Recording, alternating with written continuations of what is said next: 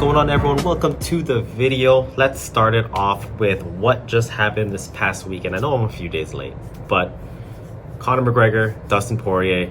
Conor McGregor loses second round TKO. If you guys saw in the last video, I said I had McGregor by round 2. It's the opposite, but I did get the Chandler prediction correct. I didn't know he was gonna knock him out, but hey man, Michael Chandler is no joke. On the topic of Conor McGregor versus Dustin Poirier, there's so many different sides to it, and you really gotta look at it in particular ways to appease the crowd. So I'm just gonna say how I feel about it and what it represents to me. I like both of them. My mind told me Dustin was gonna win, and my heart wanted Conor to win. Conor McGregor is just one of those guys that did so much for MMA, and you can't hate him. I mean, I'm sure some people hate him, but you can't deny greatness about him, whether it's his performance in the octagon or kind of how he's cultivated the UFC and mixed martial arts in general. It's very admirable. And from a technical standpoint, though, if we were to compare the 145 Dustin and 145 Conor, I would also give Conor that choice as well. But Dustin, boy, does that guy have a heart of a lion. That guy's been through wars. He's been battle tested much more consistently than Conor McGregor has, at least in the sport of MMA and the competition. And I think that was a big factor. And that's something that brings me to this point where I tell my students all the time, and I was using their fight as a reference, you have to be consistent. You have to be consistent. A lot of people say that they didn't see the fire in him. They didn't see the persona of Conor McGregor, of the notorious one. And because of that, it was almost like he was complacent with losing. I'm sure a lot of people can argue that because he's so rich now and he has the life that he worked for. You know, when he was a 145er, especially at that point when he initially faced Dustin, he was hungry. He had something to prove. He hasn't won the interim belt. He hasn't won, the 145, the 155. He hasn't fought Floyd. Like, he wasn't there yet. Now he has everything in the world that anyone could ask for in terms of the fame, the money, even arguably the glory as well. He's the first two-weight world champion, so on and so forth. And I think it's hard to get up in the morning to want to hurt somebody, to want to go through that gauntlet, to go through that, that test. There's a difference between competing and there's a difference between training. And don't get me wrong, McGregor is a phenomenal athlete. You could see in his physique, he's always been like that, but especially with his recent training cramps, his leg cramp, his recent training camps. But to compete, to have the will to want to hurt someone, that's something that I think has a time and place in every martial artist's life. And it eventually fades when you find peace with yourself or peace with your life. And when I was younger and I was in martial arts, before I had the gym and my goals changed, I wanted to hurt everyone. And I remember sparring and going all out. And when my life changes, especially at this point in time when, my goals aren't to be the best fighter or competitor. My goal is to be the best teacher I can be, to grow Anastacio, to make Union Martial Arts one of the top academies, not just in, Canada, in the world. I want to create a legacy. I want to be able to sustain and provide, and everything about that is so much different than when I first started. And like many people, I got into martial arts because of anger issues, and now I'm so at peace. I'm very happy with life in general. I couldn't be more blessed, and now that I see the route that I take, it reflects in my training as well. And I don't want to hurt people. Majority of the time when I spar, I'm sparring with my students and I have nothing to prove. I have no reason to try to hurt them. I think another important thing is accepting a loss isn't that detrimental to your overall goals and your overall life. Anyways, that's just my take on it. I'm really excited to see what's going to happen in that division going forward. I think Michael Chandler is going to be the champion by the end of 2021. Doesn't seem like Dustin wants to fight unless it's for money with Conor or for Nate Diaz or whatever that might be. If you guys like that little spiel, you guys want me to break down more fights, because I love combat sports, boxing, UFC, submission grappling. I don't just do Kali, so if you guys like to hear that part of it and kind of just have a conversation on that, let me know and I'll do more of these. And let's get this training started today.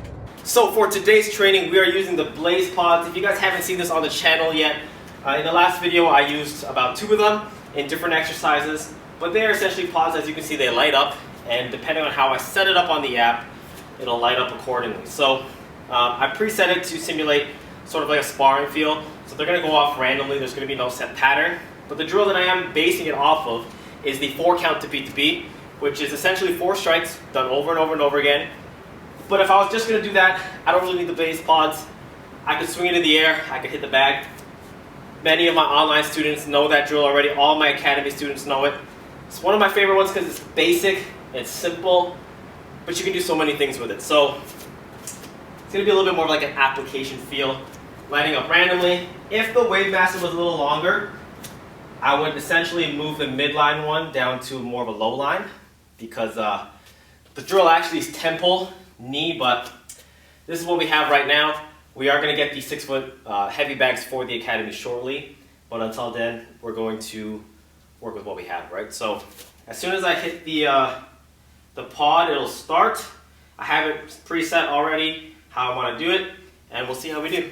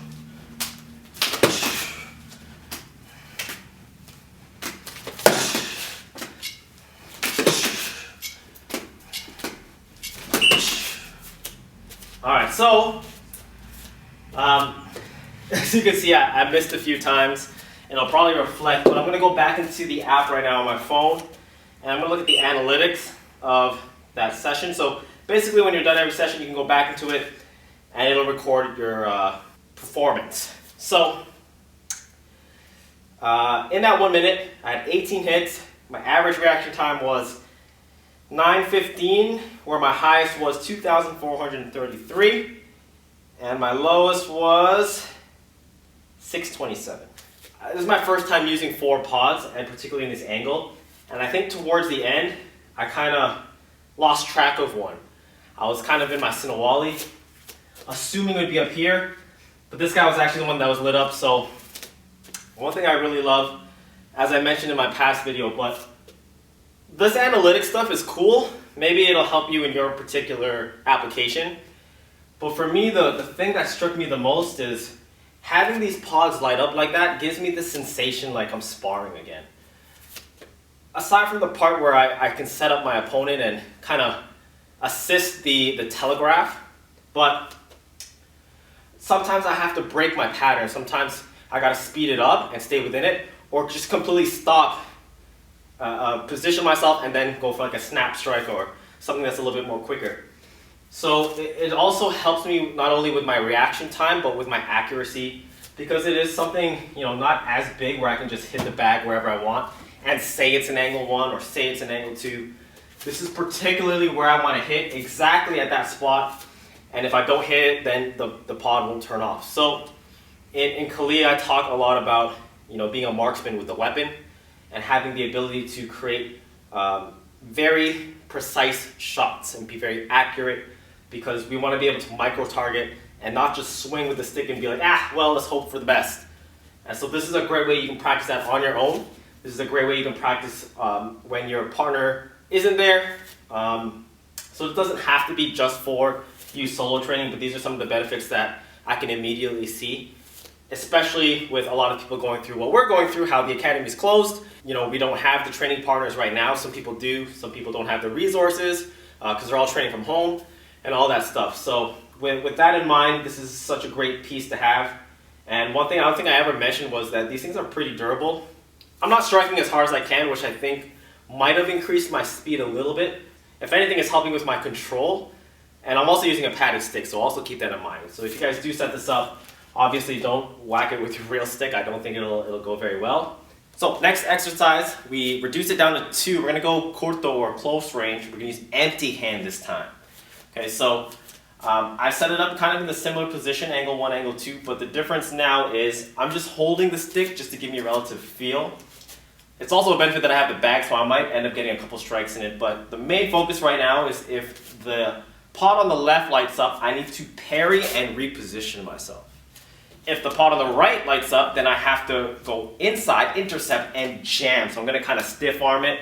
I'm probably gonna use my hand, but ideally I would use my forearms. So, random timing, random side. We'll see how fast my reaction is for this particular drill.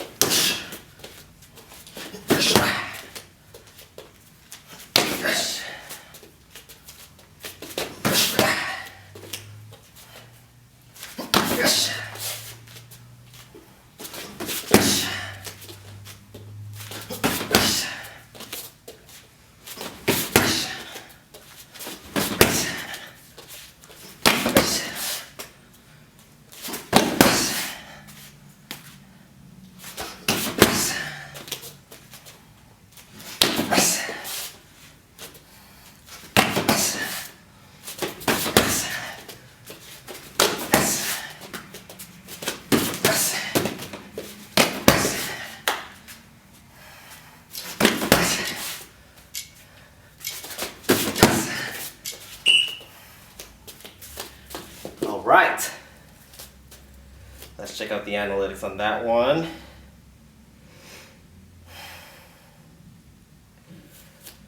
So 23 hits, average 816. My lowest was 689, my highest was 1116. Whatever that means. So you can do more than just stationary drills, which I like. The next goal that we're gonna work our way up to together, I'm gonna start changing the colors. So yes, you can do that. And each color will represent a particular technique. So what I'm thinking, when we're flowing, blue is gonna mean parry, red's gonna mean jam. Right, or green means parry, whatever. There's different colors you can set up. Green means go, red means stop. So essentially, I would have to move myself and then parry, and it's not so particular to the initial setup, which I think is gonna be really cool.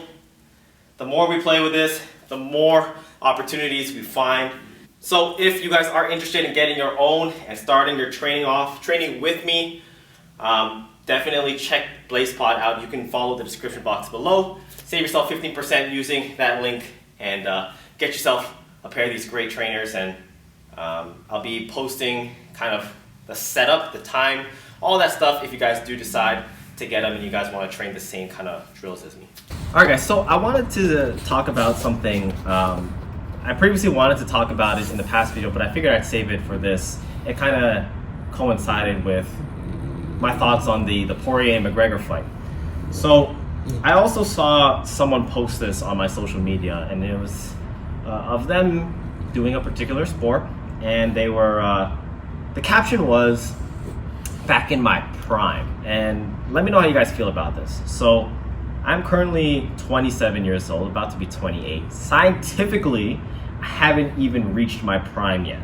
Okay, so that's what the doctors say, that's what the sports analysts say, and that's what a lot of professional combat sports people would say.